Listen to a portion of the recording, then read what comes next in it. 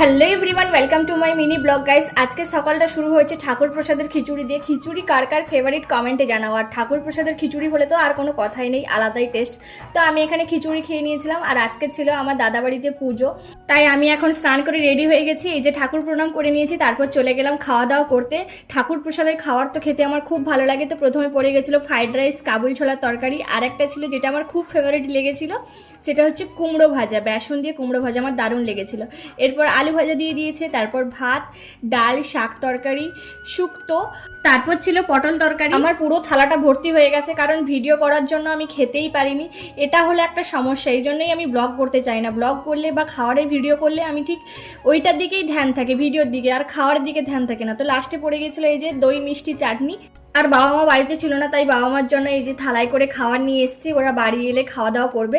বেশ সুন্দর করে থালাটা সাজানো আছে, তাই একটা ক্লিপ নিয়ে নিয়েছি, বেশ ভালো লাগছিল।